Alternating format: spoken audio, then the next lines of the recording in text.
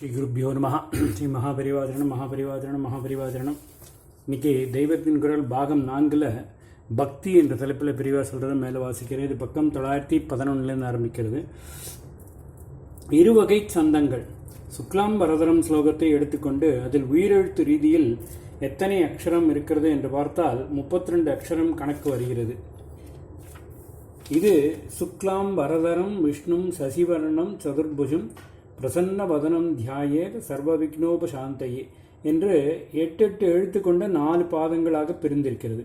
சுக்லாம் வரதனம் விஷ்ணு என்பது முதல் பாதம், சசிவர்ணம் சதுர்புஜம் 2ஆம் பாதம், பிரசன்ன வதனம் தியாயேத் என்பது 3ஆம் பாதம், சர்வ விக்னோபசாந்தையே என்பது 4ஆவது பாதம். சரி, அப்படியானால் ஷட்பதி என்கிற 6 கால் ஸ்தோத்திரத்தில் ஒவ்வொரு ஸ்லோகத்திலும் இப்படி 6 அடிகள் இருக்கின்றனவா? இல்லை, ஒவ்வொரு ஸ்லோகத்திலும் 4 பாதங்கள் தான் இருக்கின்றன. சாதாரணமாக அப்படி இருப்பதுதான் வழக்கம். இந்த ஷட்பதி ஸ்தோத்திரத்திலே ஒரு ஸ்லோகத்தை எடுத்துக்கொண்டால் அதற்குள்ளே வருகிற பாதங்கள் சுக்லாம்பரதரத்தில் இருக்கிற மாதிரி சமமான அக்ஷரம் கொண்டதாக இல்லை.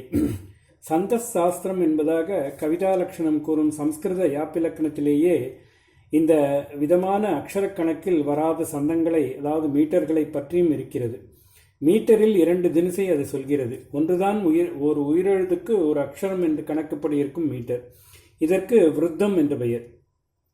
தமிழில் விருத்தம் பாடுவது என்று சொல்வது இதன் தொடர்புடையதாகத்தான் வந்திருக்க வேண்டும். இன்னொன்று ஜாதி எனப்படும். ஜாதிக்கும் விருத்தத்துக்கும் என்ன வித்தியாசம் என்றால், விருத்தத்தில் குறில் நெடில் கூட்டெழுத்து எல்லாவற்றுக்கும் ஒரே வேல்யூ தான். சுக்லாம் என்பதில் சு என்பது குறில், கிளாம் என்பது நெடில். அதோடு கூட கிளாம் என்பது இக்கு இல்லு இம்மு என்ற 3 சத்தங்கள் கொண்ட கூட்டெழுத்தாக இருக்கிறது.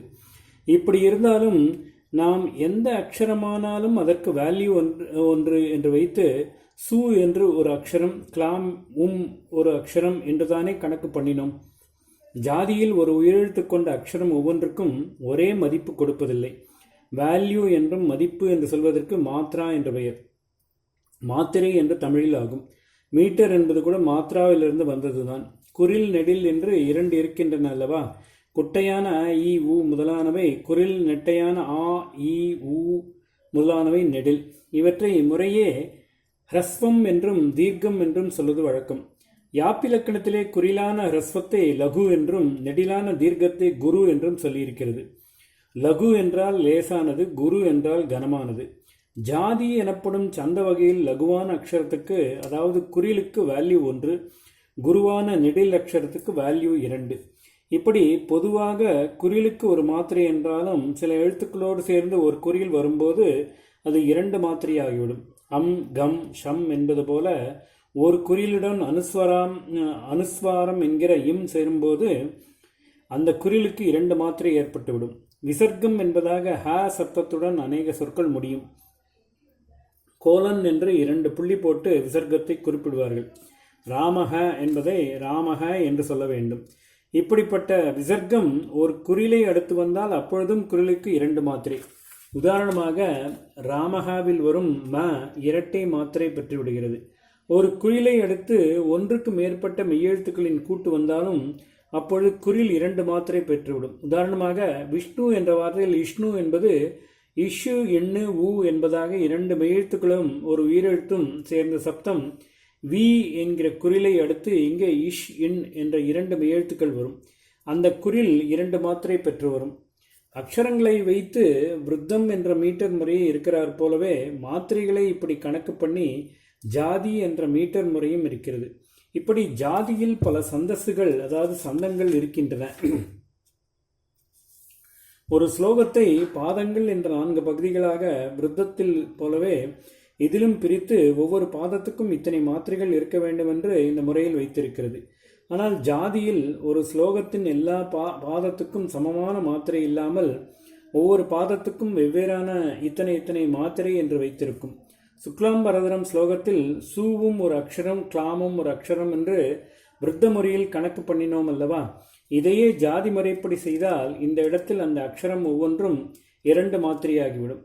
சு என்பது குறிலானதால் பொதுவாக அதற்கு ஒரு மாத்திரை தான் என்றாலும் இங்கே அடுத்து கிளாமில் இக்கு இல்லு என்ற 2 மெய்யெழுத்துக்கள் சேர்ந்தாற்போல் வந்துவிடுகின்றன அல்லவா?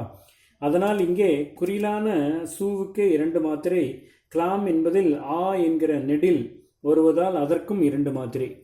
பொதுவாக ஜாதி என்பதையும் விருத்தம் என்றே சொல்லிவிடுகிறார்கள். மீட்டரில் இருப்பதெல்லாம் விருத்தம் என்ற அபிப்பிராயத்தில் இப்படி சொல்வதாய் இருக்கிறது. அதனால்தான் ஜாதி வகையைச் சேர்ந்த ஆரியா முதலான மீட்டர்களை கூட ஆரியா விருத்தம் என்று சொல்வதாக ஏற்பட்டிருக்கிறது. காமாட்சி அம்பாளை பற்றி பிரசித்த ஸ்தோத்திரமான மூக்க பஞ்சசதியில் முதல் 100 ஸ்லோகங்கள் ஆரியா என்ற ஜாதியைச் சேர்ந்தவையே. அந்த பகுதிக்கு ஆரியா சதகம் என்றே பெயர். பரம உயர்வு பொருந்தியவள் என்பதால் அம்பாளுக்கே ஆரியா என்ற பெயரும் உண்டு. ஆச்சாரியாளுடைய அம்மாவின் பெயர் ஆரியாம்பாள் என்பதுதான். பாடப்படும் அம்பாள் பாடல் அமைந்த மீட்டர் 2க்கும் பொருந்தும்படி ஆரியா சதகம் என்று ஸ்லேஷையாக தலைப்பு கொடுத்திருக்கிறது. சற்று முன் சொன்னாற்போல ஜாதி சந்தஸ்களில் இன்னொரு விசேஷம், 4 பாதங்களில் ஒவ்வொன்றும் ஒரே எண்ணிக்கையுள்ள மாத்திரைகள் கொண்டதாக இருப்பதில்லை. ஓம் ஸ்ரீ குருப்யோ நமஹ. ஸ்ரீ மகாபரிவாஜனம் மகாபரிவாஜனம் மகாபரிவாஜனம்.